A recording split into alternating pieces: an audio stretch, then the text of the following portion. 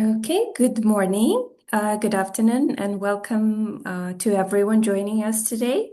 My name is Anastasia Buchok, and I work on the knowledge management component in Global NEEP Update project. Thank you for taking time to attend this regional workshop on the Stockholm Convention Integrated Electronic Toolkit for National Implementation Plans, organized by Green Growth Knowledge Partnership GGKP under the GEF-funded and UNEP-led Global NEEP Update project, GEF ID 10785. As many of you know, national implementation plans are critical instruments for the parties of the Stockholm Convention to meet their obligations and to manage persistent organic pollutants in a strategic and a coordinated and forward-looking way. And under the project, Global NEEP Update project, many of you are actually working on developing the POPs inventories and already drafting the NEEP chapters. So to support this work, we are encouraging to use the Stockholm Convention Integrated Electronic Toolkit, which was launched last year by the Secretariat. And while it's not the use of this toolkit is not mandatory, it's strongly recommended. The toolkit offers a harmonized tabular template that promotes the consistency and comparability across all the submissions by the parties. And it also allows countries to store their NEEP online and update only relevant sections during future revisions, making the process more efficient and transparent. And all Stockholm Convention focal points have been provided with the credentials to access the interface of the toolkit and submit the NEEPs. Other stakeholders can still explore the public interface for learning and for reference. And if you are a Stockholm Convention focal point officially appointed by your country, and you still haven't received, or you just joined and you haven't received the credentials, please reach out to the BRS Secretariat. And please take note that Suman Sharma has retired recently from the Secretariat, so Ms. Carla Valeklan will be taking over. Please feel free to contact her for the credentials. Today's session focuses on the countries in Latin America and Caribbean, but we are very pleased to welcome participants from other regions as well. Please note that the workshop will be repeated in September for other countries in Africa, Europe, and Asia, and including those who may be on a summer break happily at the moment. So in addition, we are planning a separate follow-up session on Article 15, national reporting, to help refresh the memory on the reporting requirements very soon, as well as in September. So a few housekeeping rules. This is an online session with a maximum duration of 2 hours. It's recorded. We'll share the recordings after the session. Interpretation is available in Spanish and French languages, so please feel free to select your preferred language in the Zoom toolbar. And most participants have been promoted to the panelist mode. We are not expecting you to present or intervene. It's just to allow you to turn on your microphone and video if you would like to join the dialogue, ask the questions, raise your issues that you're having, or provide your feedback. So if you haven't yet been promoted to the panelist and you want to be promoted, please keep your hand raised and we'll take care of it very shortly. And finally, please feel free to introduce yourself in the chat. We'd love to know who is with us today. So we are very pleased to welcome Ms. Mihaela Claudia Pan, Program Manager or Management Officer at UNEP, who led the GEF project under which this toolkit was established. So Mihaela will walk us through 2 key demonstrations. So there will be no slides and no presentations today. Thankfully, that will be just a live demo to the toolkit, the private interface of toolkit, how it works, how to submit a NEEP and the key benefits, and also the new tabular NEEP template for sure, how it supports the consistent structure and how it allows to collect the data that is required for national reporting under Article 15. And a few resources, we'll share the links in the chat for those who haven't been familiarized with the toolkit yet. We'll share the links to the toolkit, links to the templates, and also links to the guideline, how to use this toolkit. But I will stop here. With that, I'll hand over to Mihaela to begin the session. Thank you very much. Hi, thank you, Anastasia, and good morning, good afternoon, colleagues. I'm really pleased to be here and introduce the toolkit. And thank you for your interest in joining. And I really hope that this will be a dialogue, not only me speaking. So I will be more than happy to engage with you and address whatever questions you may have. So let me try to share my screen now to the live session. Anastasia, can you see it?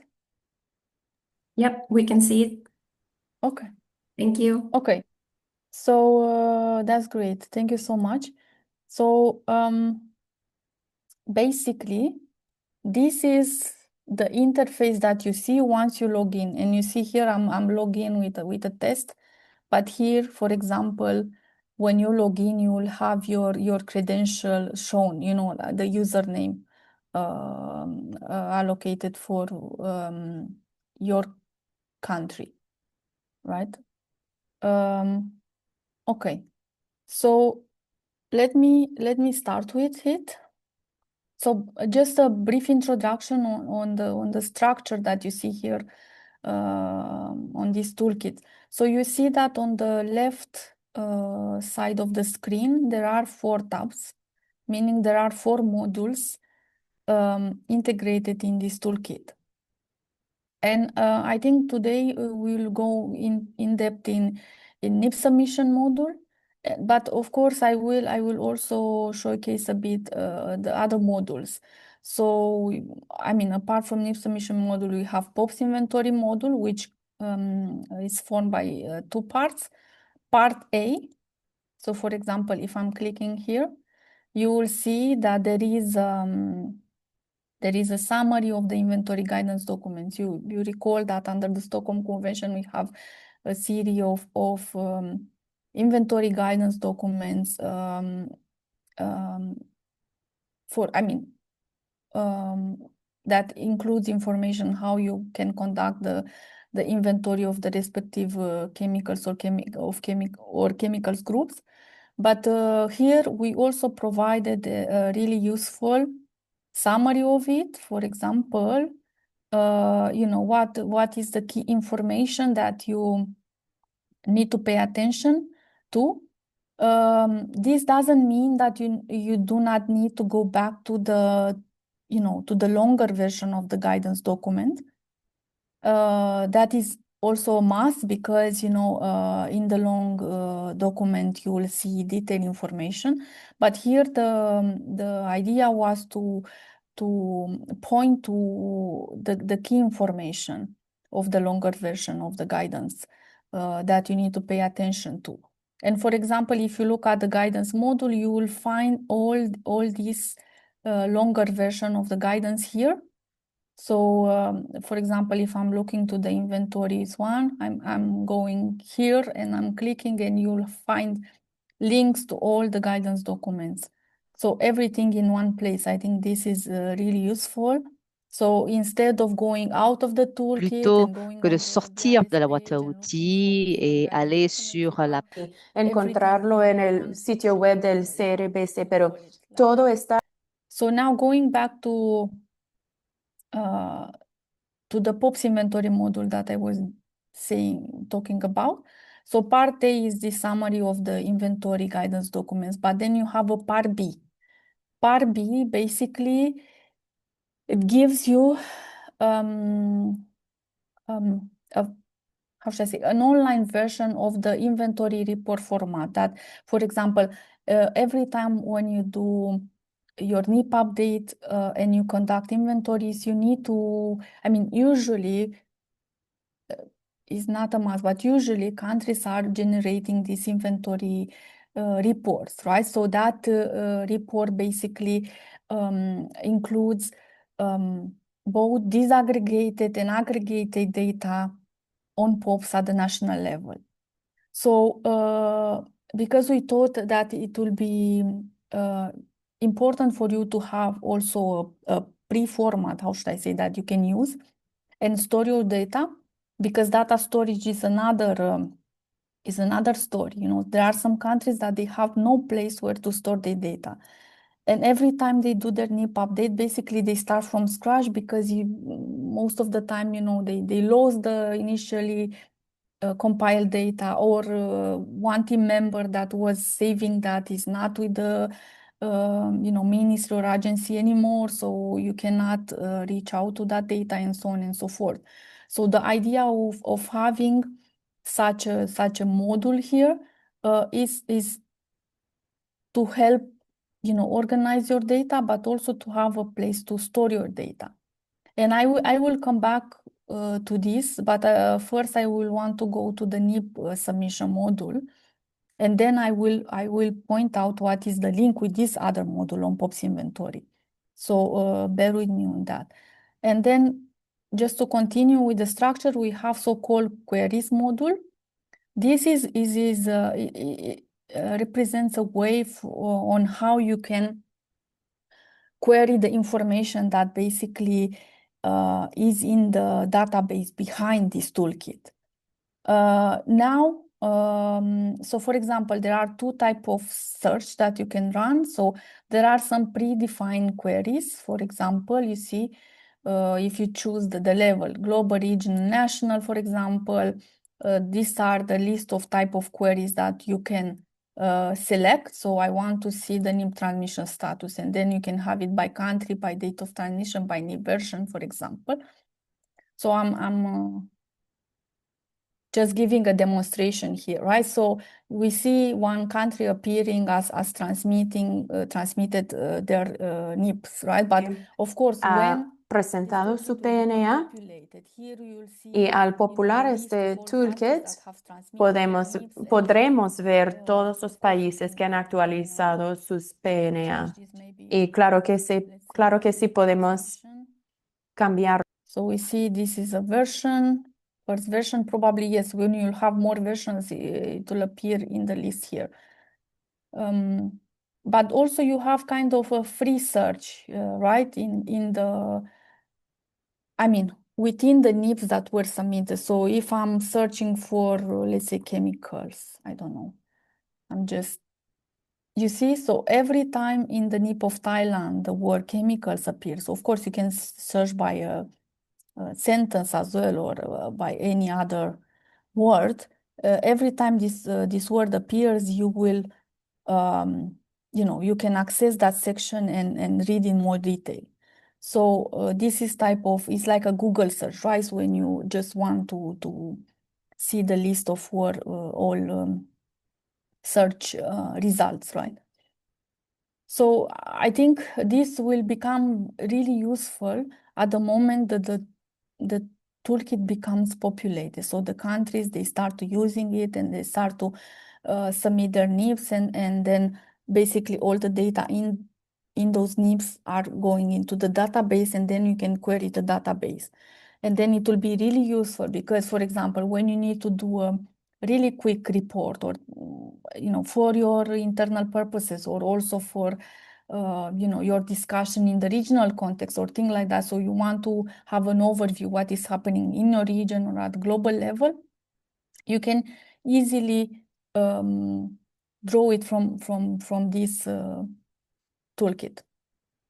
And then the guidance module I mentioned, so I will not go through it. You will have guidance for the NIP development and review, guidance on NIP implementation, right, and guidance on reporting under the convention. So they are all in one place. Okay, so if I can go back now to the NIP submission module, which is basically the predefined outline for your NIP, right? So you recall that every time you do your NIP, you always need to define your outline. So what are the main sections, and what information needs to go where in which section. So all these things you do each and every time, right? And what have been observed, from the NIPs transmitted so far to the Secretariat is like there is no consistency between the NIPs. Some NIPs, they have 2 sections, 3 sections, 5 sections, although there is a recommended structure of the NIP in one of the guidance documents prepared by the Secretariat. So there is no consistency at all. So this module and this template will help us all to be consistent when we update our NIPs, and between countries and between versions. So So for example, when let's say secretariat wants to look and have like an overall overview on what is happening, right? Having consistency is very important. Same happens when the donors, they want to look, so let's say how many countries they are having production or import or use of certain chemicals, right? Because they want to have this information when they are preparing their GEF replenishment process. So they want to have a global overview. So having consistency across the NIPs is really important. So you see here that you also have the downloadable version of this outline of the NIP, right? In Word. For now, it's only in 4 languages. But the idea is also to add the other 2 languages, Russian and Arabic as well. So that this is for consideration in the next immediate future, let's say. So just to start the demonstration, so how do I start my creating a version of my NIP? So you have here this button called New Blank Submission. So if I'm clicking on this one, you see that a version of my NIP appears here. How should I say? An outline of my NIP, right? So you see here you have different buttons, right? To edit, to export, to delete. And of course, because my credential is not for submission. So there will be 2 types of credentials that the country will have, similar as with the Article 15 reporting. So it will be a credential for the national focal point, which only has the role to fill the NIP, but not having the role to submit the NIP, which this role will pertain to the official contact point, similar as you have in the case of the Article 15 reporting. So here I don't see the submit button, but if I would have had the credential for official contact point, I would have had that button here as well, right? So then if I'm clicking edit, it should bring me into the actual NIP outline format, right? So you see here again, we have this left side of the screen where we have all these tabs, which basically represent the NIP chapters. So according to the recommended structure, the NIP should have 3 main chapters, of course, with many other sub-chapters and sections. And plus an executive summary, right? You see here there is a placeholder, a narrative placeholder for the executive summary. So here is, you can start adding your text here. You have all these, functionalities to adapt format, font, color, and all those things. So if I'm writing here something, let's say I'll say this NIP, blah, blah, blah. Okay. So here you can start adding your text and then always press save button, right? So it says it appears this message, this section successfully saved. So you always need to get used to press save button, right? And then here, if I'm expanding, for example, chapter 1, right? So you see, you have a sub-chapter on introduction, and then you have some other sub-chapter, how should I call it, subsections, right? And then for each and every, you'll have also, so I'm taking this example, right? Initial implementation plan, because usually there is an initial implementation plan and then you have several versions after that. So here, the information that we are looking to have in all NIPs is to mention that. So you see there is a placeholder where you can put your text. So here you can detail in text, but also there is a predefined table, so which says status of initial NIPS transmission and technical and financial resources received, right? Because, for example, the information is really useful, you know, when the BRS Secretariat is looking how many countries receive support to develop their NIPS and which kind of funding. Is it, you know, GEF funding or is it national sources or other sources and things like that. So, and for example, if it is GEF funding, which, you know, GEF agency supported with the NIP update, for example. So, so let's say if I'm clicking here, you see, you only need to click on the option that is relevant for your case. So I'm saying, yes, I developed my initial NIP. It has been transmitted, and here I can pick a date. I will pick 22 of July. And I received, let's say I received support from GEF. Here, of course, if you have not received the GEF funding, then you need to state the reason, right? Sometimes, you know, country is not eligible for GEF funding, so I will not mark that because I already said that I receive it. But then who helped me? I will mark, let's say UNEP helped me. And here I can provide any other details if I want to, right? So then I can click save. What I want to bring to your attention, you will see this in different sections and above different tables. You will see this, you know, red button, right? Where it says click for additional information. So when I'm clicking on it, so this will exactly tell you, to which information in the Article 15 reporting format this table corresponds to. So, for example, you see here, this information is requested by Part B, Section 1, Roman 1, Q1, Question 1 and Question 2 of the Article 15 reporting format.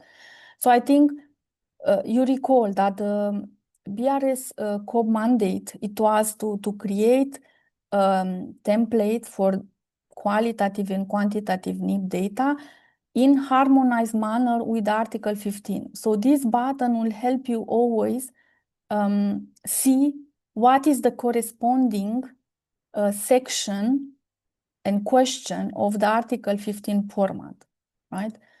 So it's important to know about that and always click and have this connection. Because, for example, at the moment you need to report, you need to harmonize this data between your NIP and your Article 15 reporting. So let me try other section. You see here, it's again, it mention which part and which section of the Article 15 reporting format it's corresponding to. So then let me browse a bit through the chapter 2, right? Chapter 2 that includes several sub-chapters. And you know, this chapter 2 is the one that refers to the inventory data. So I want to explain a bit about that, right? And showcase that as well. So for example, I'm taking maybe PBDEs, let me see. So in PBDEs, right, we have, because that we have POP PBDEs. So for example, as a subsection, so I'm going here. So you see, if I'm looking at POP PBDEs, right, for each chemicals listed in the convention, in the NIP, we have a similar subsection, to deal with because we want to cover the whole life cycle of that chemical, right? So you see, we have a section on production, import, export, use, recycling in this case, right? Some others, for example, that are already, because recycling here is because there is specific exemption, right, under the convention. But of course, for the chemicals that are having no exception, there is not such section, but I will showcase that as well, right? So for example, if I'm taking production, you see here there are the brominated diphenyl ethers that are listed under the convention. So of course you have the narrative placeholder. So here you can detail, yes, in my country there is no production, of course, I mean, that will be most of the cases. There is no ongoing production, right? And then here you have also the table where you can, mark the relevant option that is in case of your country. So when you don't have information available, you just mention, or it's not applicable because you never produced, or things like that, or is not relevant as well, right? And then you see here the headlines. So you have year of production, started, ended, estimated total production, and so on and so forth. And here again, if I'm clicking on this, you see that this is also requested in the Article 15 format to be reported, right?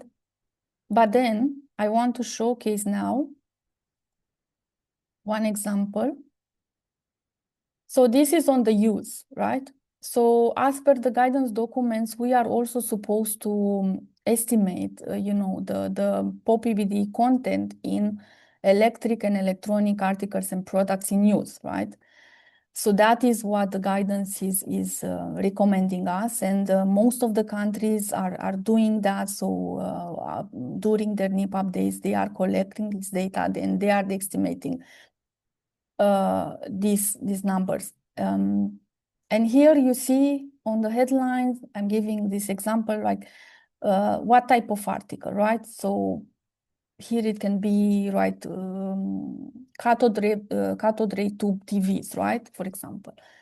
And then, so then we will estimate the quantity of articles and products containing in POP-PBDs, but also the total polymeric fraction. So because PBDs are in the plastic fraction of the electric and electronic vehicles, electric and electronic equipment.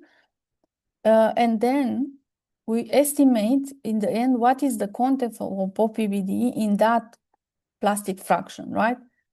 And then we have also an option to indicate, what are the major problems that we encountered with, right? So if I couldn't be able to do this because the information is not available, what is the main problem, right? And then other remarks here. And of course, you can also put it in this placeholder for narrative. But then if I'm clicking here, then we see where is this information requested. So you recall that, for example, for POP-PBDs, you receive a separate questionnaire from the Secretariat to complete the information. So therefore, there is also a reference to other reporting obligation, apart from the Article 15 reporting that you need to refer to, right? So you can, so then here there is this information provided to you, right? And then I wanted to give an example. So of course, this follows, the same structure is followed for other POPs, for example, ACBD, right? So if I'm taking this example, right? Here, if I click, you see there are also tables that are for optional information. So some information is mandatory required by the convention, but we also provided additional tables where you can, in case you have that information and you generate that information, to have a place where you include it, right? So while browsing through different sections and tables, you will see that those that are mandatory are marked. And those that are, so let me showcase. You see, even in the title of the table, so information on HCBD export. So this is requested in accordance with this paragraph and this article of the convention, right? So it is clear when you see this is basically a requirement, mandatory requirement from the convention. Some other tables that do not have this in their title, right? Basically are addition. It's a placeholder for you to include additional information if you have it. So that is for you to make this distinction on the mandatory requirements versus additional information that you can provide. Right? So you see here the next one, there is a title of this table, but it's not followed by an article or a paragraph of the convention, right? And then here, this is an optional information that you can provide as well. Okay. So this goes along through, as I said, through all POPs or POPs groups. So you can go by yourself and browse through this and try to play with it to see how it goes, right? And then we also, so this is chapter 2. Of course, chapter 2 includes the country profile, of course, institutional policy and regulatory framework, and then the whole section 2.3 on inventories, but also you will have, you know, a section 2.4, which it's called implementation status, which basically requires you, I mean, it's not must, but it is indicated for you to provide what is the status since your last NIP, right? Last version of your NIP. And you see here, so information on previous NIP action plan implementation status. So in your previous NIP, you had several activities measures, right? That you had to implement. And here in the new version of the NIP, it will be great if you can provide the status. So you, here, if I'm adding an item, so here I can say, my previous NIP action plan, let's say pesticides action plan, right? And then what component? I don't know, strengthen legislation.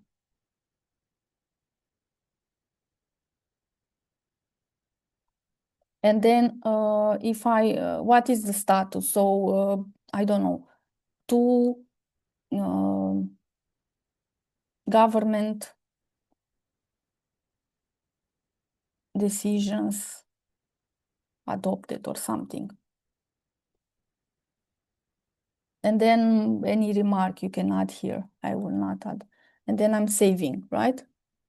And then you see, and then you can add, you know, all other action plans and their components, and then you can provide a status on it, right? So for example, remarks here, I could say, like initially I envisaged that I will have 4, right? 4 regulatory frameworks. So I say 2 more regulatory frameworks to be adopted and carried over in this NIP update, something.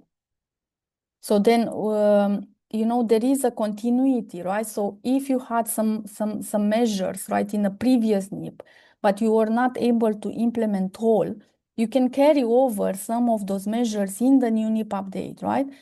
And this type of format gives you an overview, right? What have I done so far and what I need to carry over and things like that. So it will provide you with this time-trained overview, right? And then maybe I go a bit to chapter 3, which is about action plans, right? But you know that usually chapter 3 starts with a policy statement. So this is done by the government, that yes, government is really committed to address POPs, and you can add, you know, all the, you know, connections with other national plans, programs, whatever, you know, and talk about finance aspects if you want.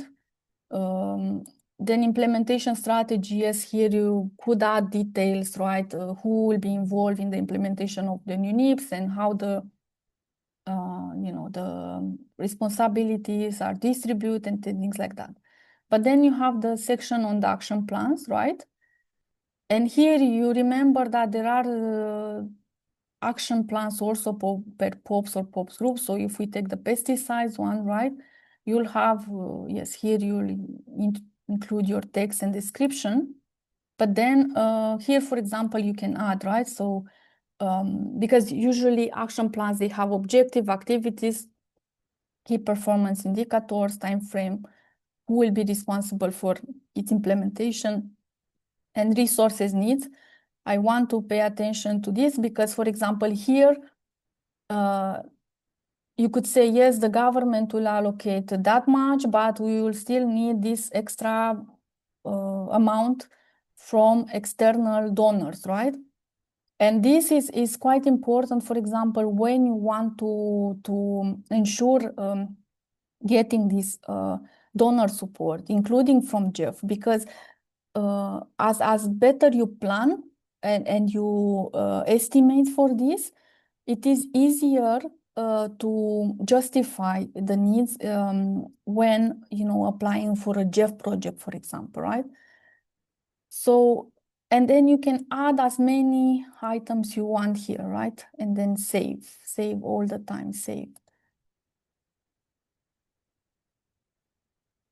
Okay, and then you have, as I said, an action plan for each and every POPs or POPs group, right? And then section 3 also has the timetable, right? And here again, you can also add time frame, and then resource requirements it can also have, right? You can also have here, you see. So baseline cost means like what government envisage to put forward to address one activity or action. Incremental cost, how much do you extra, I mean, is the extra need us to complete that particular task, right? Okay. So maybe I think that is in a nutshell what is about. Of course, you can also attach other the size is not too big here. You see it's only 10 mega, but maybe you want to attach something that is really important. So you can always upload the file here.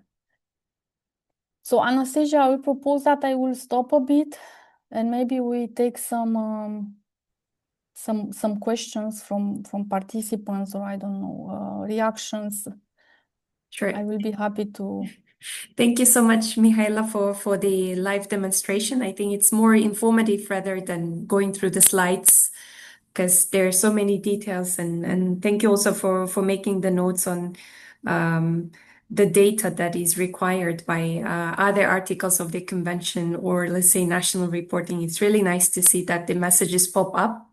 And I also understand that there is a pop-up messages for the data which overlaps with the national reporting, Article 15, but also there is something written down below these tables, right? So people, when they, let's say, export their NIP in a electronic format, they can find which parts, right, are pertaining to. Yes, yeah. Okay, that's great. Thank you so much. I think we can open the floor for any questions. So we promoted several people to the panel. We expect questions from you or any ideas, suggestions. Have you ever tried using the toolkit? Do you have access to the toolkit? I see we have several consultants working in the region here with us. We also have colleagues from regional centers and for sure colleagues from ministries. So just any ideas on how do you feel about the toolkit? Please feel free to step in. Okay. Well, not yet. Maybe let me just ask someone. to prompt someone, yeah. Okay, I see Ah, Katka has her Katka, yes. raised. Yeah, please go ahead, Katka. Nice to see Okay, thank you very much, and good morning, good afternoon, good evening to all participating in this training. So while I'm from the regional center, I'm also official contact point of the Stockholm Convention in my country. So yes, I have seen the module. I understand this exercise as activity which is necessary if we want to go from qualitative to more quantitative information. But I would say that, of course, this is an improvement from the previous status where we were submitting PDF files. But Michaela, as you were showing, that all of us are currently, or the countries that are updating their NIP, it's their third or fourth time that they are doing this update. And I don't think it would really be very practical to ask them to, digitize basically all the previous NIPs into the toolkit. And I was wondering whether there is any possibility, or because those NIPs are already submitted, and of course some of them do contain the information that we look for, the quantitative information, some don't in such a large extent. But do you think there would be somehow a possibility that the toolkits that are currently available, be it under Article 15, as you say, this information, as you mentioned in the description, this information is thought in the Article 15 reporting question, whatever number, paragraph, this and this. Can you see the linkages so that we would see the things that we've already reported pop up, or not yet? Is it for next decade? So my question is, will the toolkits that are developed communicate among others? And second, if the country is using the NIP submission module for the first time, obviously they will have no other option than insert all the information in there. But is it enough just to insert the current NIP update that they are working on? Or do you require to put there the previous NIPs as well? Thank you. Okay, thank you, Katka. I think there are two important questions, and thanks so much for raising it up. So indeed, our initial aim, it was to have, to your first question, right, linkages between this system and the reporting system.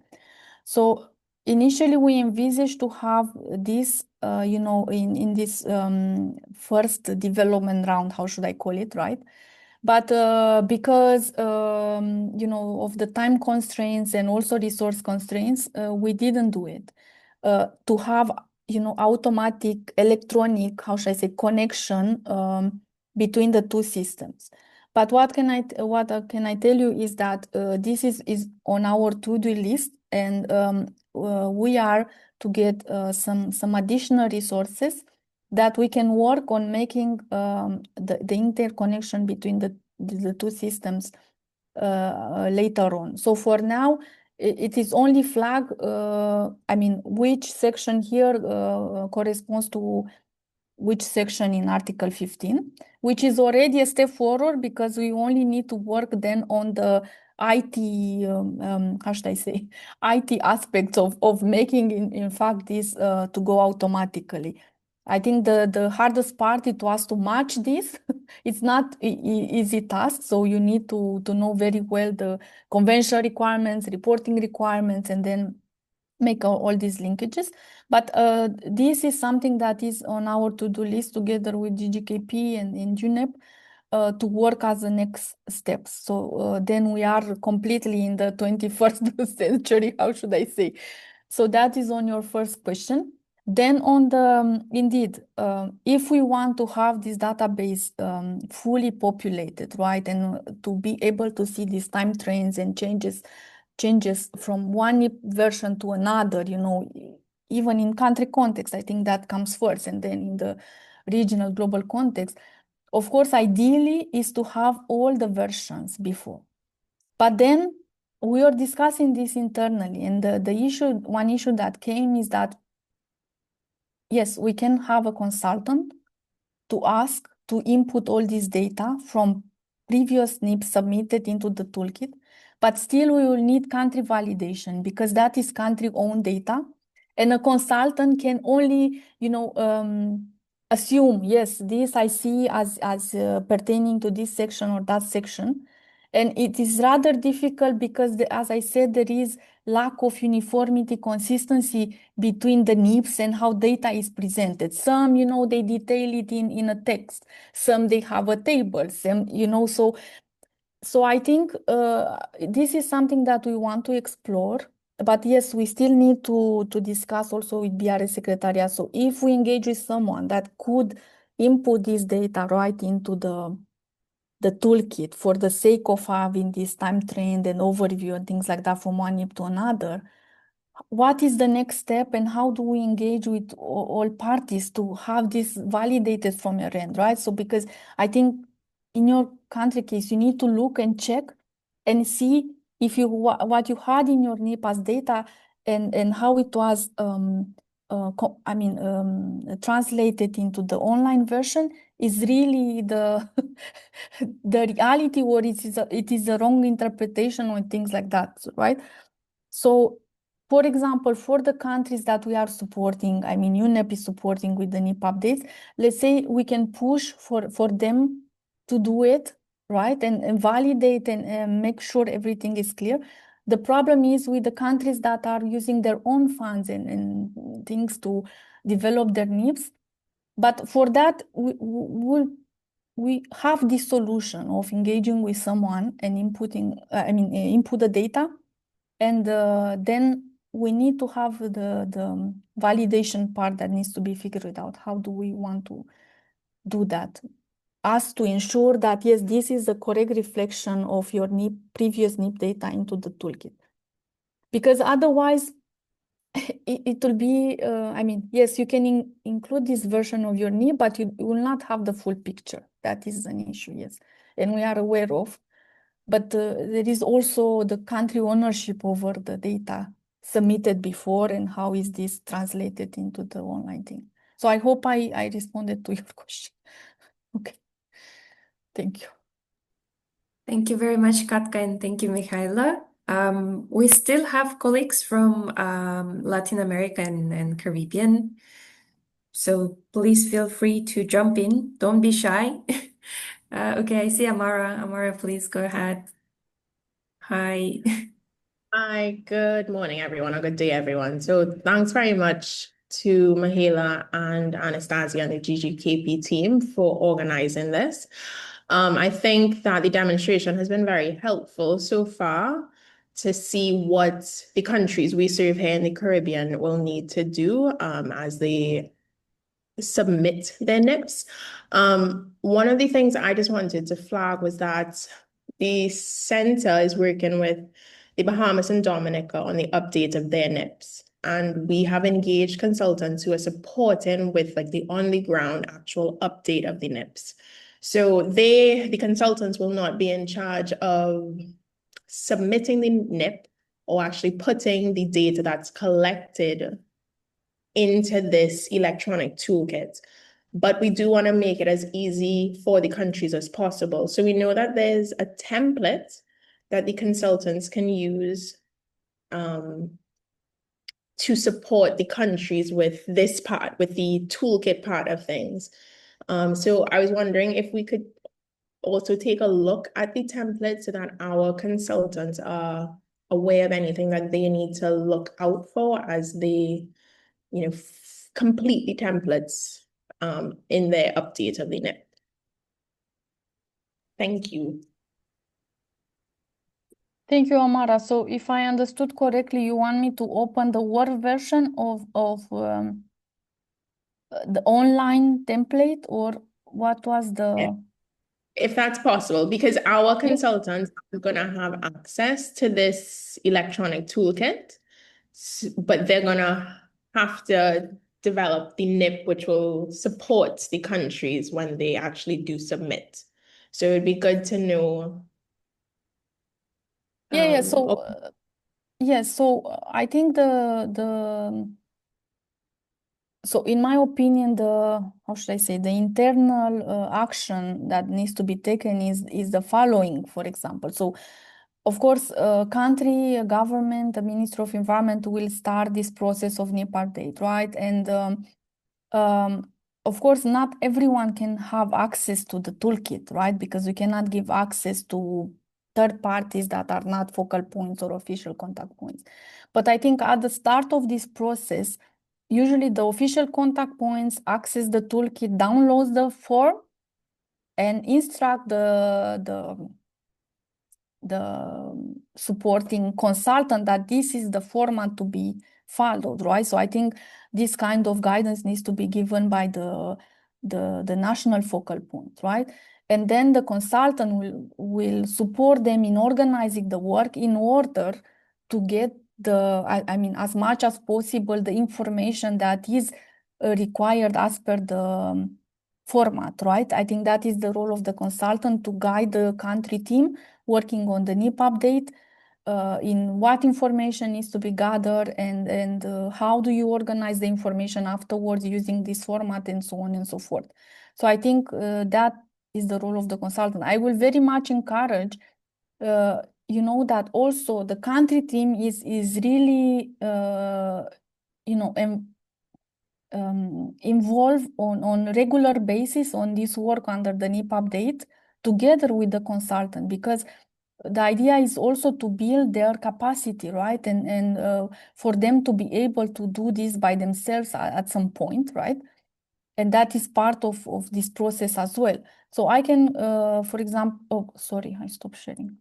I apologize. So I could try to go back here. So if I'm going back here, yes, I'm downloading this. And now I'm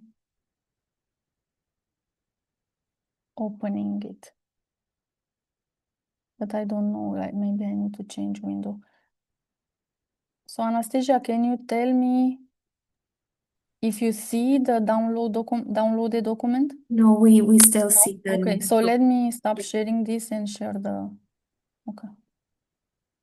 other window. Give me 1 second.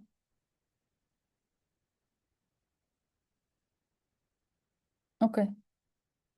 So let me know if you see this. Yeah, we can see it.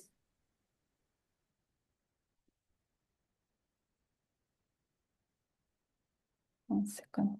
Okay. So then here you see it's the same. So you see the same structure, the same sections. If I'm clicking, let me click the same.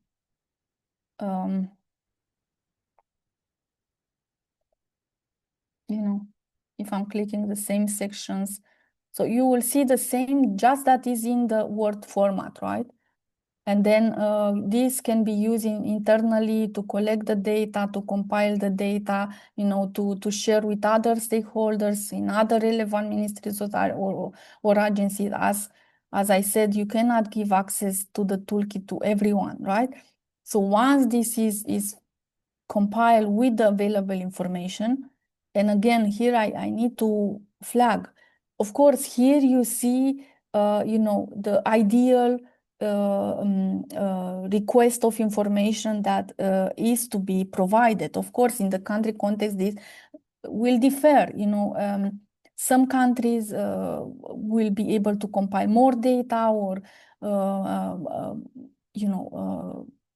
work more intensively in getting it. Some others, they will have problems in gathering some data. That is not a problem. I think the idea is, while we reflect correctly the situation here, it's still fine. You can still submit your NEP, because and why I'm saying this is that all these data gaps and remaining challenges and things like that, they need to be reflected, as to be picked up. For example, when you approach international donors, right? Like GEF. So if you don't reflect here the correct situation, I mean, if I'm from the GEF side, I will look at your NIP and say, but I don't see this as a priority, or I don't understand that this data is missing, right? Or I don't understand that you need extra support to do this and that. And I think the role of the NIP is to reflect the correct situation as to help the country to trigger additional both from additional support financially from the national budget, but also from external donors. And these gaps and challenges need to be reflected here as to showcase the need for extra support. Otherwise, it will look everything is fine when in reality it's not. And then you don't have a proper justification when asking for example, for additional funding from GEF, right? So yeah, so this is the document. There are the same sections. So you see they are already pre-filled. So you have the tables, you have the sections. Data is mapped against different, I mean, the tables are mapped against different NIP chapters and sections. So you don't need to think about that. You only need to focus on the data collection and then compiling all information in this format, right? So I think half of the work is already in place, right? So the structure is in place, the templates are in place. The only focus of the country team is to go in depth and see what methods they can use to collect the data, which stakeholders they need to approach. Like once they have the data collected, how they aggregate it, how they estimate it, what assumption they make and things like that. And then the last step is to input the data into the format. Yeah, so I hope I responded to your Thank you so question, much Amara. for your question, Amara, and thank you, Mihaela, for answering. So just to summarize, as far as I understand, because we have a few consultants working on the NIP in the region, LAC region here today with us, and I guess we can understand that, let's say if a consultant is leading the data collection, is shaping and drafting the NIP, then the best option would be downloading this format from the Toolkit website, which is available, the template, which is available in Chinese so far, French, Spanish, and English, right? And with the Microsoft Word version, the consultant can manually start drafting the NIP chapters, which later let's say the Stockholm Convention focal point who has the access to the toolkit can just copy and paste online and Yes. submission. Yeah, so I think for now it's still copy and paste, but I think as a next step, as an improved functionality, it will be that once you have it in the Word format compiled, there is a way on uploading the NIP in the Word version, and then the data is automatically translated in the online version of it. You know what I mean? So they don't work twice. But for now, we don't have yet that functionality, but it is in our radar to look into it and include later. So then it will become even easier, right? So once you upload your Word by 2 clicks, right? The data, migrates into the online format of the NIP, and then you just need to do a full check throughout the document to make sure that the migration went fine and there are no particular errors, right? But yeah, that will be an improved functionality that we don't have at this point in time. Yeah, that will be really great. And I think we have a similar question on the chat from Ghana, from Dr. Kwadwo. So the question is, I guess EPA is the focal point with regards to the toolkit. So is that the case, as Mihaela just said, that not everyone can access the toolkit? So maybe if you could just slightly mention about the 2 types of Yes, yeah. access, the private and the public. Yes. So maybe, yes, I missed that. So I think, thank you for the question. basically the toolkit is built to have two interfaces, right? So one, it will be public interface. So let me try to share my screen again. Now, this interface that you see is not the public one, basically. It's my, let's say I'm one of the users. Let's say I'm the focal point and this is what I see. So this, you see I'm logged in here. And then I see this interface. But then there will be also a public interface. So you will see similar things, basically, almost similar things. But you will not be able to, you know, start a blank submission, and you will not have the, let's say, these buttons. Here you will have a list. For example, when you go into the NIPS submission module, what you will see here, it will be a list of all the submitted NIPS to date by countries.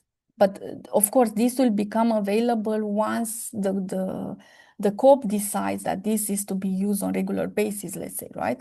So that you will see from the public interface, but also for example, the rest of the modules, summary of the inventory guidance documents, you can see from the public interface, same as query module and guidance module. So here is nothing secret. What you will not be able to see, for example, is for example, here, you will not be able to see when I have several drafts here that I never submitted officially. So you cannot see my drafts or any country's draft. You will not be able to see the inventory reporting format. That is for internal purpose only. So for the country to store its data there from the different inventories, right? So that you will not see. And this will not be publicly available because, you know, when you do your inventory, basically it will be it will include disaggregated data coming from different regions, cities of your country with sensitive information that cannot be publicly available, right?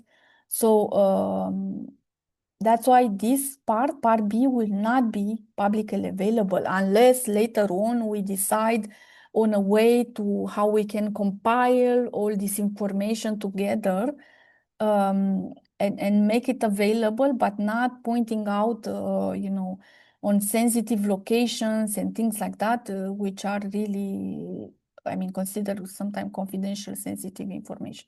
But that is not decided. So this part B, it's only for internal use in the country context to store its data, its POPs inventory data, which, as I said, includes the aggregated data, basically that goes into the NIP, but also disaggregated data that you have compiled in order to come up with you know, total amount of POPs in use or total amount of articles exported or things like that.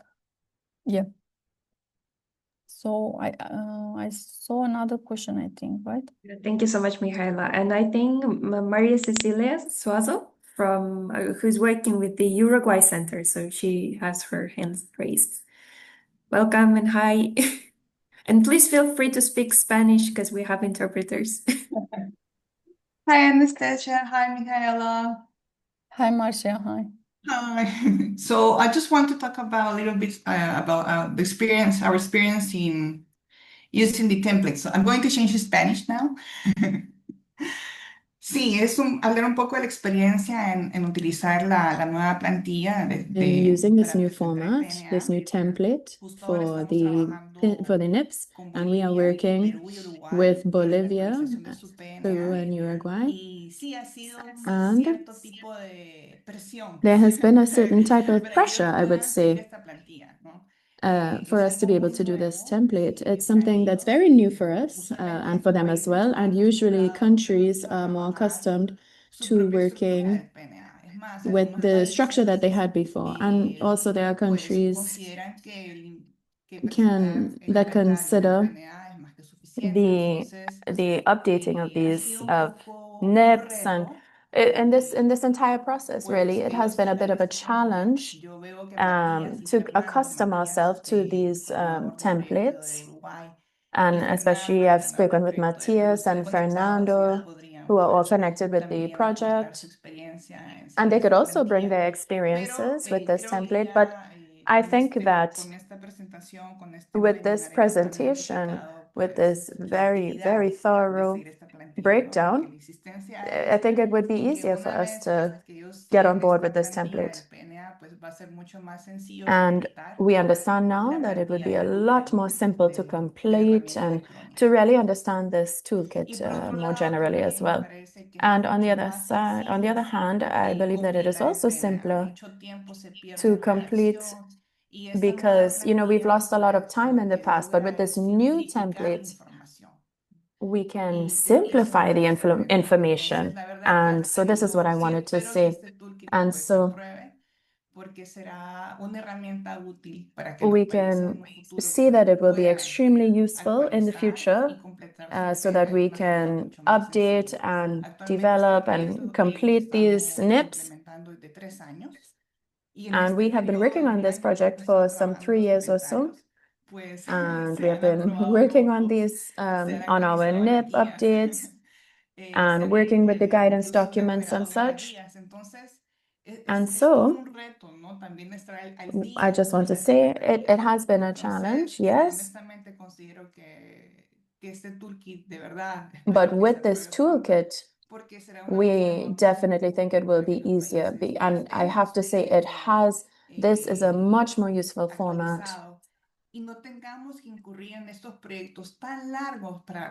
And we understand, these projects are very long and we can implement these new mechanisms in order to update everything. And so perhaps Fernando and Matthias would like to share their experience as well with regard to the use of this template. I thank all of you. Thank you.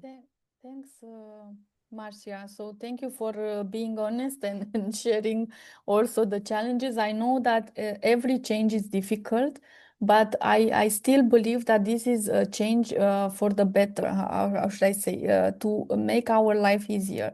And I mean, from my own experience, right, in dealing with NIPs, in a different lifetime, I think,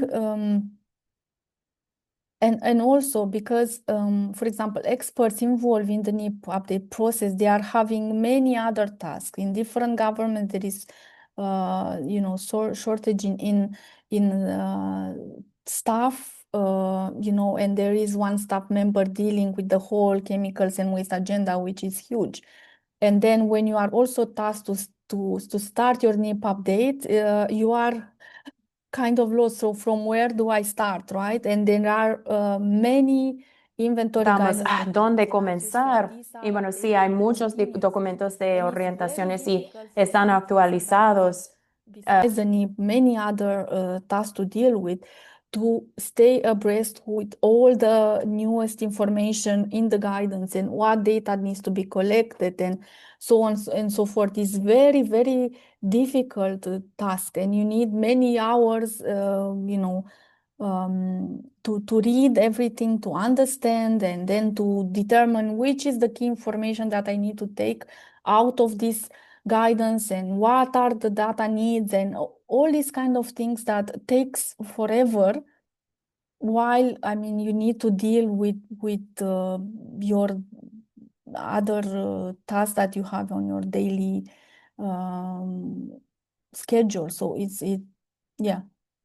I know it's difficult maybe to begin with, but I think if this becomes how should I say, if it is to be used on regular basis, it will we will see how easy it is to stay connected to the latest updates when it comes to inventories, to NIP format, and so on and so forth. Thank you, Michaela. And I think we have 2 colleagues from the Ministry of Environment from Peru, Fernanda Horna and Matias Ledesma, waiting with their hands on. So please jump in. Hola. And please feel free to share your... Hola. Hola, ¿se escucha bien? Hi, can you all hear me properly? Bueno, gracias. Okay, well, thank you. también, bueno, a pedido de Marcia, And vamos yes, a thank un you. poco transmitir nuestras experiencias, ¿no? And yes, thank you. I would like to share, thank you for sharing her En el experiences with regard to this process. de Marcia en toda esta The etapa, ¿no? audio from the speaker is a bit muffled. Con respecto a digamos, a las With experiencias respect to our del experiences, toolkit, digamos, lo primero que quisiera mencionar es, como dicen, ha sido un poco larga esta etapa y lo sigue siendo porque estamos nosotros en la etapa it is a challenge, yes, and everybody has a role to play with regard to the implementation plans. Oh, the speaker is up. There is no connection. We are not hearing the speaker.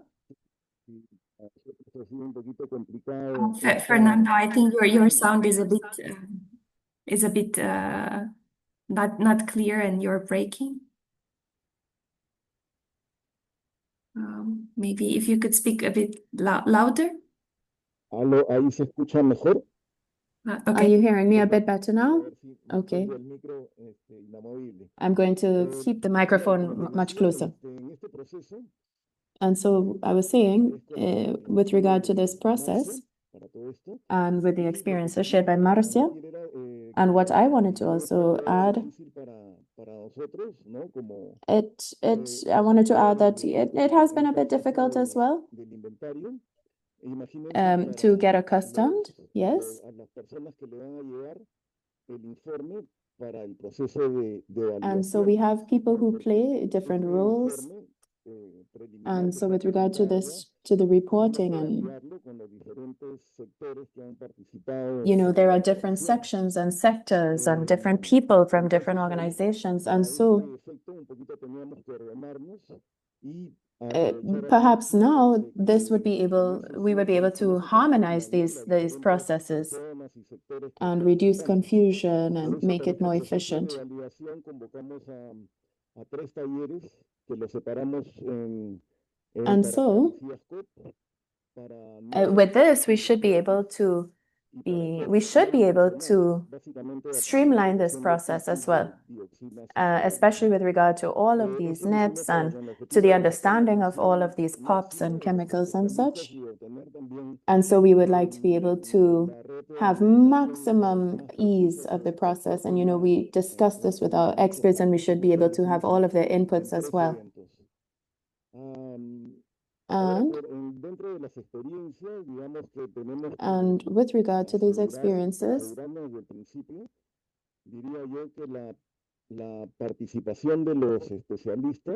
we have the participation of the specialists and experts, and they gather information,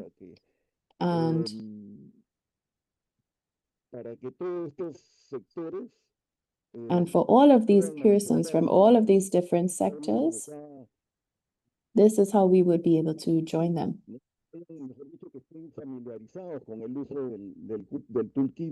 And with the use of this toolkit, we should be able to, as I said, unite efforts and streamline efforts. And so, yes, it should be made a process, a much simpler process.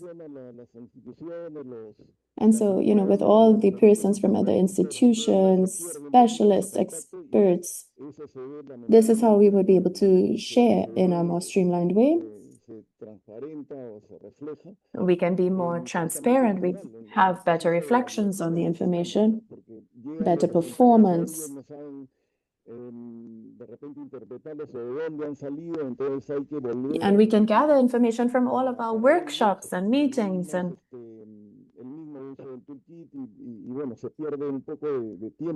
because, you know, sometimes within this process, you know, you can lose a lot of time, you know, but so hopefully, like I said, this is how we can maximize the process and the efforts. Oh, once again, the speaker was a bit muffled. We are back. And so, yes, I think that this is a good plan, a good structure. en función de los datos que vamos a And tener, with regard to all of the information and data that is gathered, si es que tenemos datos o que this is how, you know, we can really use this toolkit, these tools, to be able to organize it. que tenemos los datos, sea provenientes, generalmente son datos oficiales que tenemos que recurrir. Because of course, you know, this is official data sometimes, but sometimes, you know, it's data regarding environmental issues, social issues. Si es que no tenemos datos faltantes, por ejemplo, para el siguiente año, para el 2023 que tuvimos. And sometimes it's data that has been spanning, you know, 10 years. And so, you know, compiling it it really serves to be quite a challenge. Volver a repetir el proceso es un poco tedioso. Y en eso estamos. And so, this is the stage that we are at, and we are hoping to be able to compile and organize in the best way possible, make it more efficient on our way forward para sacar los resultados adelante. in order to be able to gain the results that we desire as we move forward. And so this is really what I wanted to say. I'm very happy for this toolkit, and we have our internal processes and we hope to streamline them. You know, we have those who are in charge of publishing data, collecting data. And so we need to really push forward and push ourselves to be able, in this drive, to gather and organize this data and information. And in this way, we should be able to access information for, you know, on different subjects. And with this toolkit, you know, this would be easier. Por ejemplo, los datos que justamente se necesitan para correr el toolkit, que son la tecnología. And yes, have them all in the toolkit. Que es el tipo de control de contaminación atmosférica. And we should be able to see the different types of pollution in different parts and different types of wastes. And so all of these types of information and data will be available. And so this is really going to drive us and push us to be able to ease this process, simplify this process, sector by sector, you know, production, energy, whichever it is.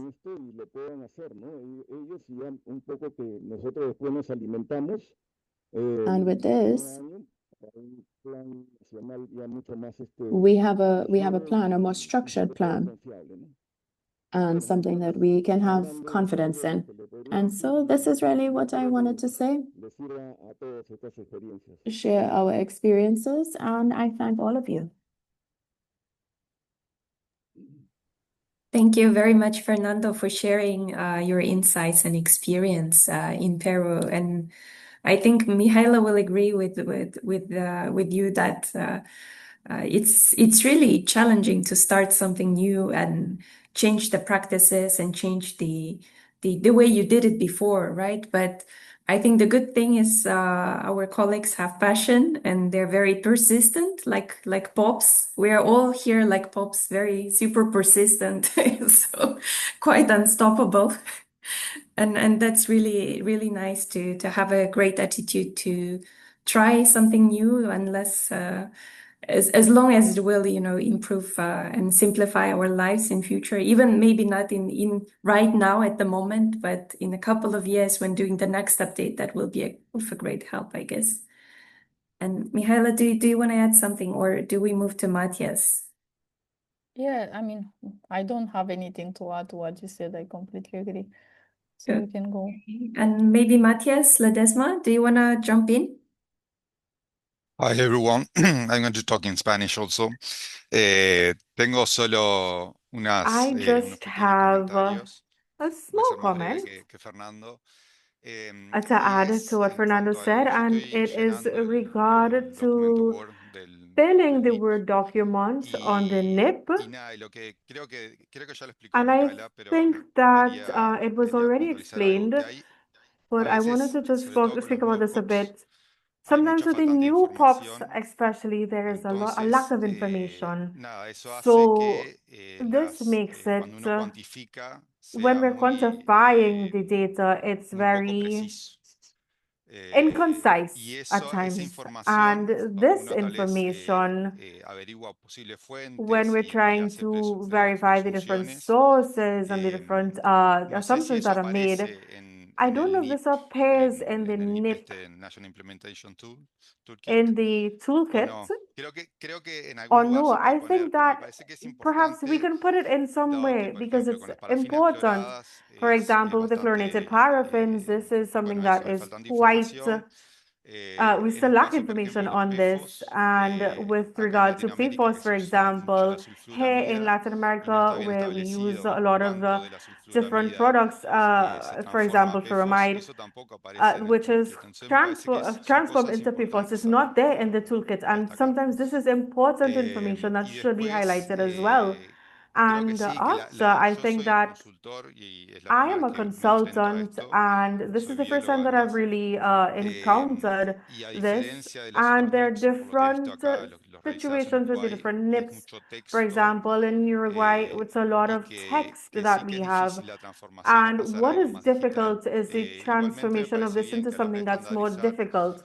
I think that the idea of standardizing is a good idea because it will make it a lot easier to have this comparison, for example, and not finding, for example, a 300-page report instead that we have to read through. And that's just the comment that I wanted to make in regard to this.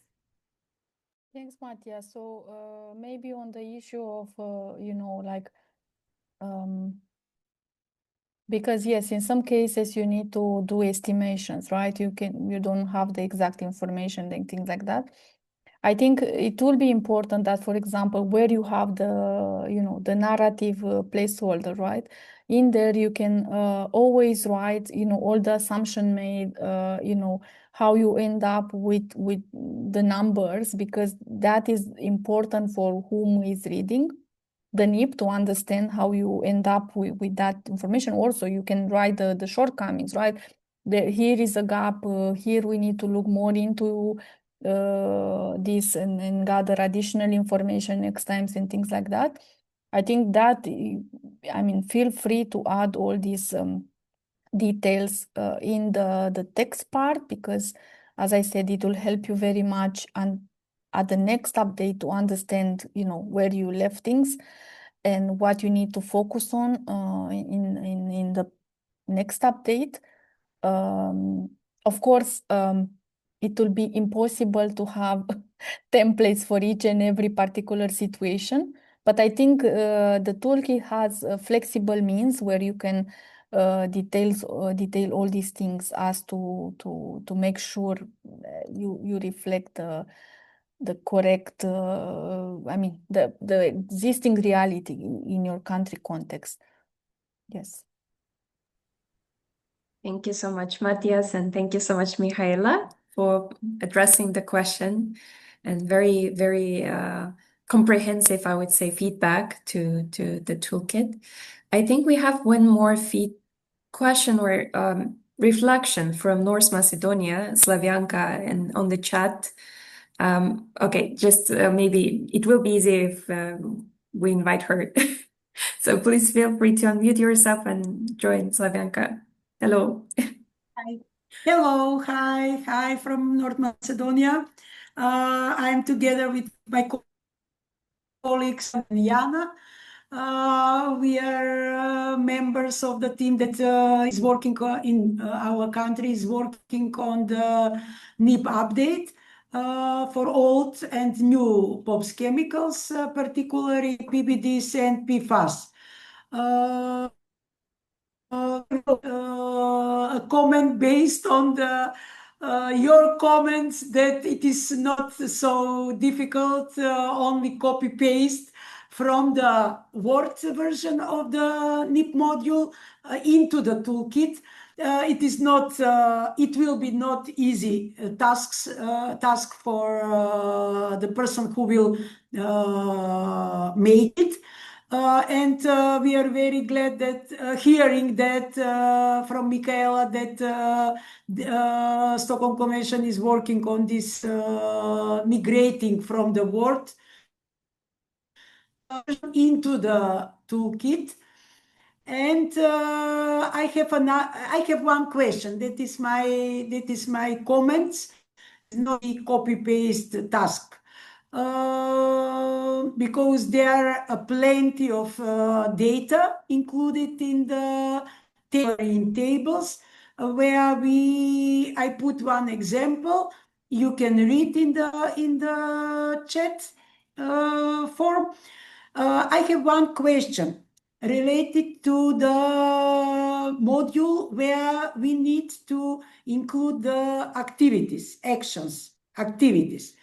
As I understand, we will write here all activities, all tables will be fulfilled, but we agree that we will make on a national level, we need to perform the prioritization, and we already work on that.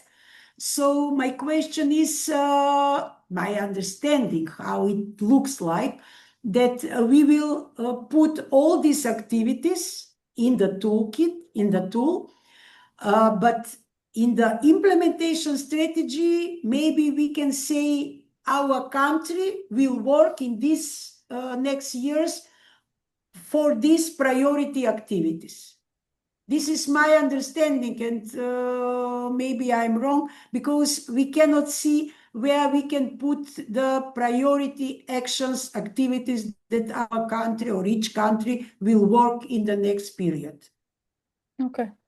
Yeah, Thank thanks, Avianca. So thank you for your question. I think there are different ways to do it. So, for example, you see here I'm in one section, right, where you need to include your activity. Can you see this? Can you see No, my you're screen? not Yes. sharing, Michaela.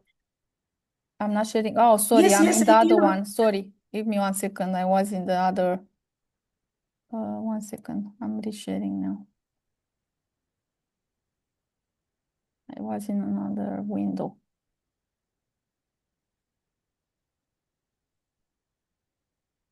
Can you see now, Slavianka? Not yet. I can. It's the NIP submission module. Yes. Okay. Okay, so I'm in one Oh, of yes. the, yes, let's Yes. say the action plan for POPs pesticides, right? So here you can include this, and then, for example, Yes. here in remarks, you can say this is priority number 1, so, or something, right? Super, Or, super. I mean, just for Yes. you to know, I think later on we can maybe add one more column here with the prioritization. But usually what I observe is that, for example, you know, countries, they only include the ones that they, I mean, not everything, like a basket of everything, right? They really include the key priorities that they identify as to work in the implementation phase. But you can simply add here priority 1 or something, and then also you can how should I say?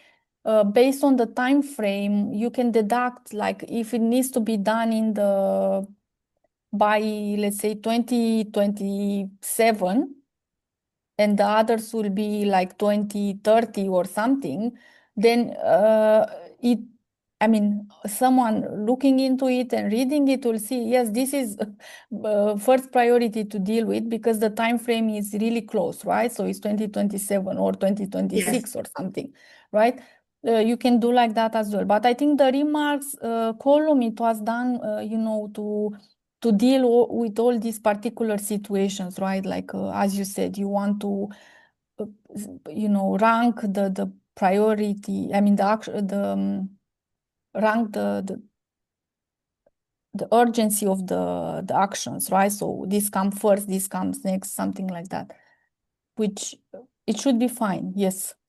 So I hope it addresses Thank you. Didn't notice this. Yes. no We worries, will it's discuss fine. among us as a team, and we will find a way to elaborate it. Thanks a lot. Yes, sure, of course. With pleasure. Thank you very much. So I think we are 1 hour and 30 minutes. We still have 30 minutes scheduled, but if anyone has questions, please feel free to step in, ask your questions either in the chat or just turn on your video or turn on your microphone. Oh, okay, Katka.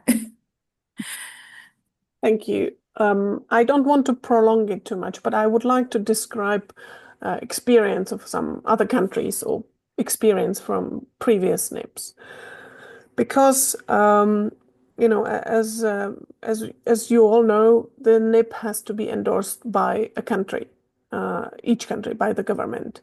And if you look at the template, you see it's almost 200 pages. It has almost 300 tables. And usually prime ministers do not really want to read all this. They really need more succinct version of the text. And that's also why NIPs of some countries do only contain the action plans. So they can be something like 10 pages, and they do not contain, of course, the relevant technical information, but only the prioritized topics. And of course, this then, if there is someone who evaluates it, it's very difficult to find out the reasoning why a certain country has decided to go forward with this and that way. Un país decidió hacerlo de The inventories are also not part of the NIP that was submitted and endorsed by the government and so on. So I think that in that case, it is a good way forward to also, as Michaela said, to store the previous inventory work that was done for any chemical in the inventory module, and then just be able to update it when you do the next update and just add information there. But still, you may wish only to have the part that goes to be endorsed by your government. And mind you, there are only very few countries whose native language or official language is English. Many others, they will have to endorse their NIP in their national language and then have courtesy translation in English. And with my discussions with UNEP, it was also, said it is possible to continue to submit the same way, because you cannot only fill this submission module and then not have a document that is stamped by your government.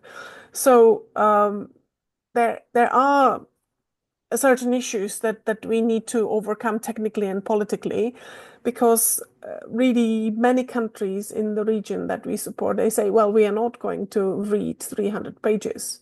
Maybe the technical people at the ministry, at the beneficiary country will, because they will want, when they do the prioritization exercise, they will want to understand.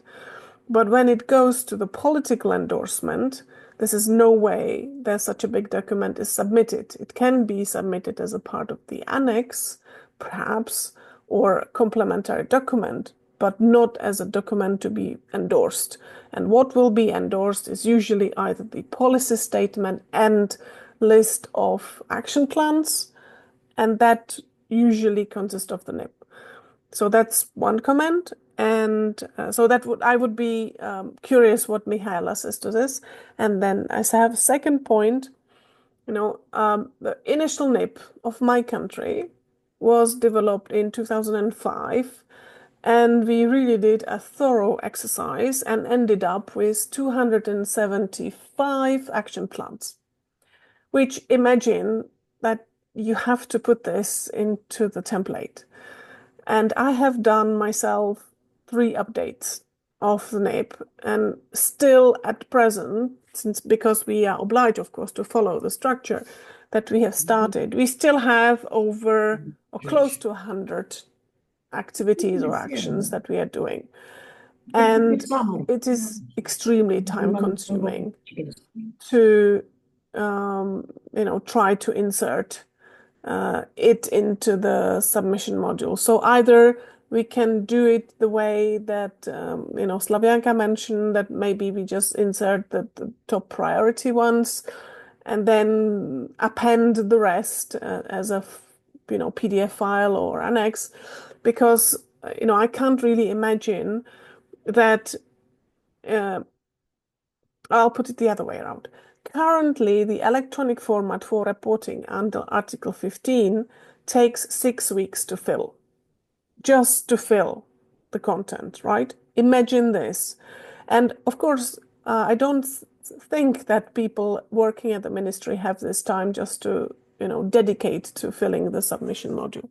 So it would be useful to hear, from UNEP and Secretariat if they have any thoughts. Thank you. Thanks, Katka. So I don't have a magical response. I think it's a balance on what do we want in the end, right? So if you want to have these time trains and be able to store your information, because to implement, you need to have these details. It's not enough to have a few key activities, and you need, during each update, you need to look back and remember what was the thinking, what are the remaining challenges and gaps when you talk about inventories, things like that. You need to have that information. And then if we, so if we move away a bit from the national context to the international one, for which, most of the countries, they seek like support, like additional financial support. This information is always required. We need justification. We need all these details. Different donors, they are asking for it. And they say, estos detalles, porque los donantes piden esta información y hasta en el EFMAM dicen, bueno, no vemos. When we want to prepare Sur la préparation d'un projet, d'une proposition GEF ID que nous avons besoin de ces informations. Environmental benefits that will result from, having this intervention, things like that. So I think in the end, it is a balance on, addressing the needs into the national context, but also thinking of what information you want to put forward as to attract more funding, as to showcase your country progress, right? As to, so things like that. So I don't have a perfect answer for this. I think from the practical point of view, I think we can come up with added format to be used in the country context, which could basically summarize the key things that are in this longer version. But I don't know, we need to think how we can do that automatically. So once you fill the longer version that it has all the details, you come up with something that can be automatically filled in and downloaded to use in the national context, and then easily presented to your government. We can look into it and find some solutions.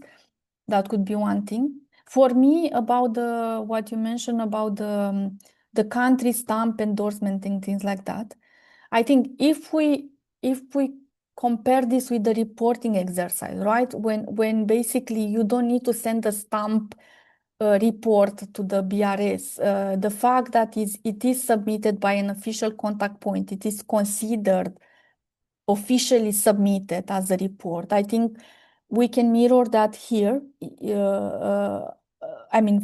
Just to deal with the official thing. But I understand that in the country context, you will need a hard copy of it that, your minister or maybe even higher, the government, the parliament will need to see it and sign on it physically, how should I say? That I agree that some countries are working and ministries and governments are working like this, but maybe we can come up with this solution for the stamp version. What is the most, how should I say? What is the key information that we want our policymakers to see and provide guidance and some template for that. So then countries are supported to, how should I say, conduct the internal approval process by using this guidance and means, right? While not compromising the need for having this information in a system, because you know, you are part of the effectiveness evaluation and you know how difficult it is when you cannot easily extract this information, when you cannot have consistent information or complete or right. So and also I think we are not talking only about the global context, but also national context. I think it is important to have as detailed information as you could as a technical person and as a technical team to be able to advance on these matters and improve it next time and collect even more, do even better. I don't know. So I don't have the magic solution for the balanced approach, but I think there is value in having as much as information possible in the time trains as well, because that will give us a sense. Are we doing the right things? Do we need to strengthen our actions and measures? Or, I mean, where do we stand with this? And I mean, yes, because we are all trying to progress on this. And I recognize it's not easy, but what is the right balance when dealing with this? I don't know. I don't have the answer. Thank you, Mihaela, and thank you, Katka, for Thank you. I mean, it's totally valid, I guess. And we do have one more comment or maybe a question from Slavianka again, that there is a need for translation of translated version of the NEP in local language to be shared with the stakeholders for endorsement purposes. So I understand now we have 4 versions, right, of the template per se. Yes. What I could say, Anastasia, if I mean, with time, this will become a more regular type of process and that we follow.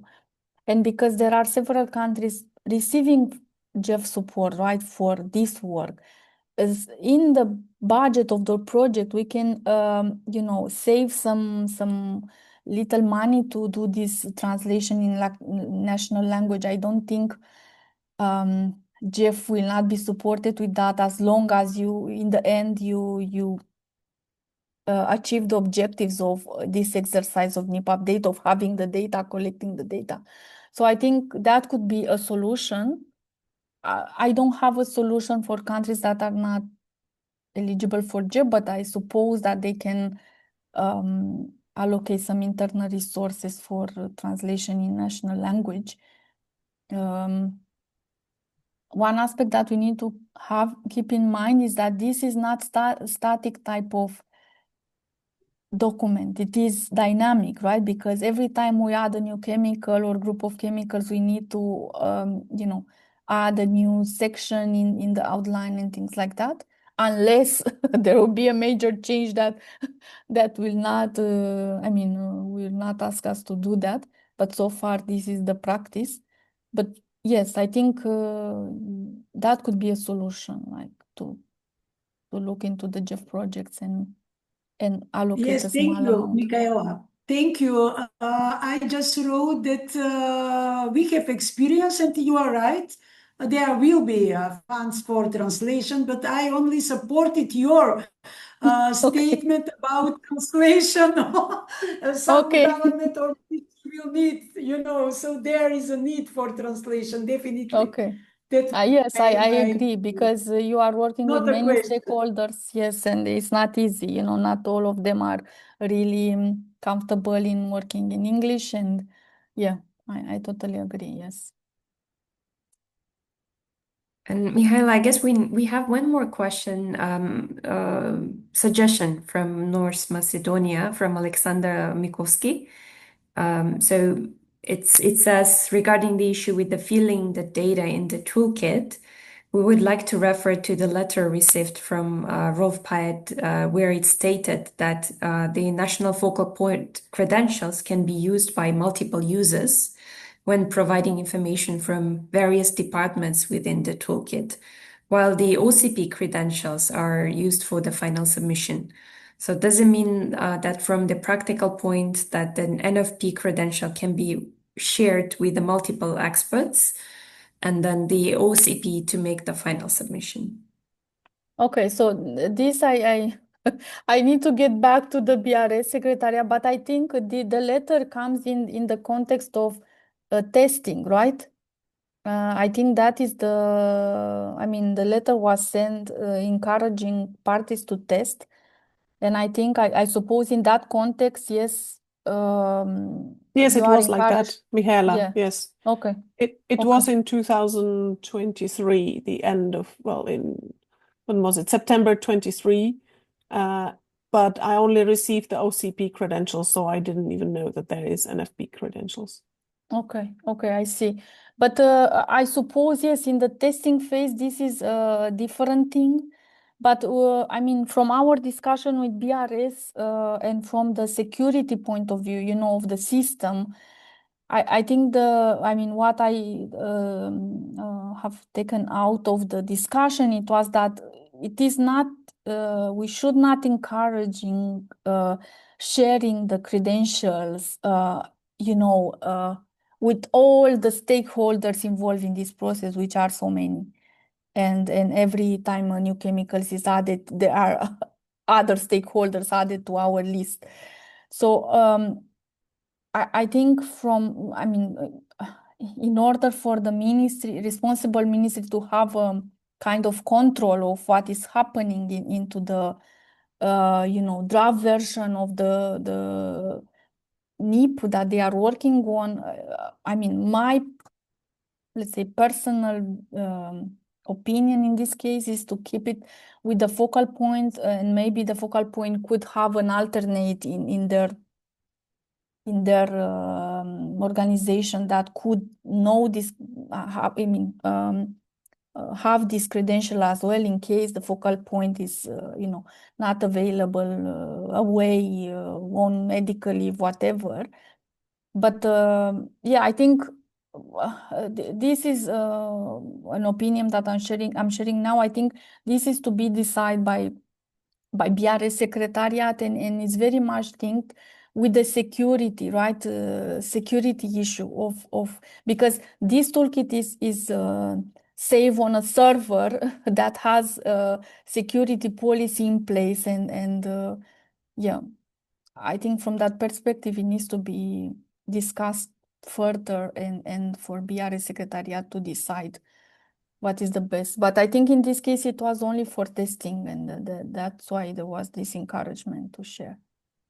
But maybe what I could add from our end is that all the questions that were addressed and that maybe were not fully addressed during the session, we'll summarize these questions and we'll try to collect the answers from different parties, including the BRS Secretariat, to be more exactly. I think that would be the best, yes, especially for this question. So as a follow-up to this workshop, we'll provide you with the kind of report where you can get the contact details of people you should contact for credentials or to enable more access, or to, let's say, troubleshoot some issues with the toolkit. And also we'll try to address these questions regarding the access. How can consultants get the access? So far at this moment, we understand that no, but we'll get the formal answer and provide it as a follow-up for the clarity. Okay, so maybe anyone else wants to jump in. We have final 10 minutes, but if there are no questions or no additional suggestions or feedback, we could wrap up. So last chance to jump in for colleagues. Okay, please feel free to raise your hand if you would like to step in and speak.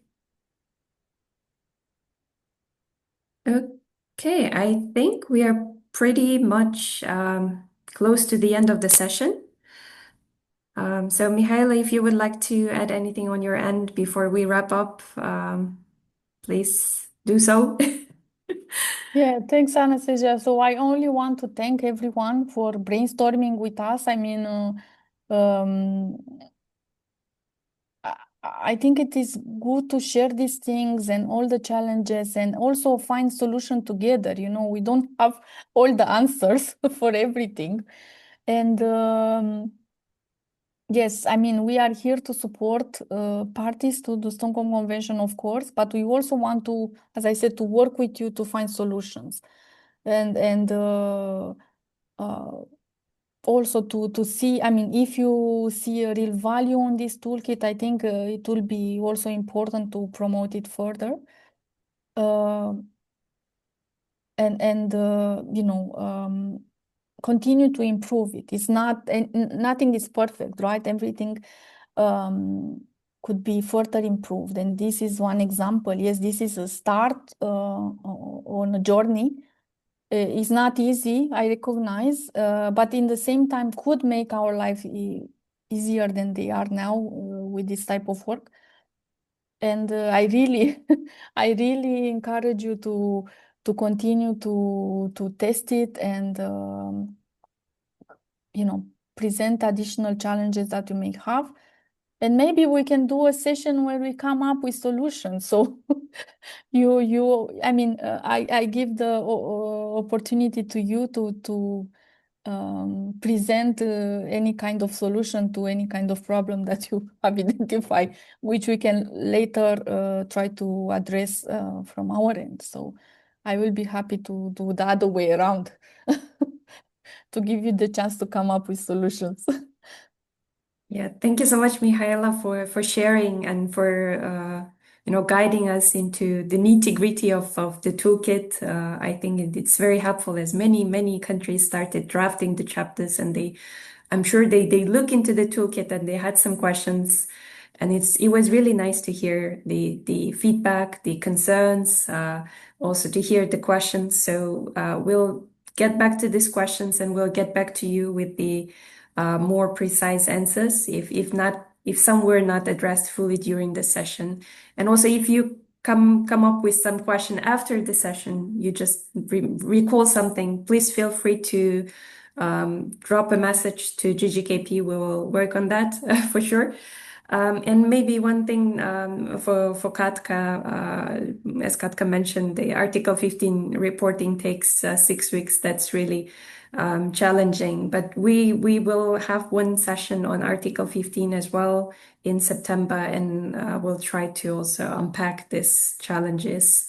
As I heard that BRS Secretariat is planning some additional changes in that ERS reporting system as well.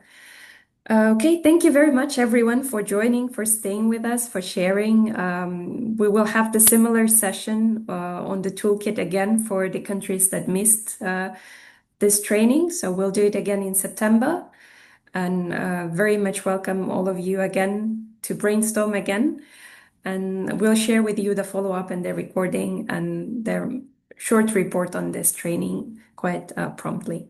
So thank you very much, and please have a nice morning or day over there or evening, and thank you for joining. Thank you. Thank you so much. Thank you very much. Bye-bye. Thank you. Bye.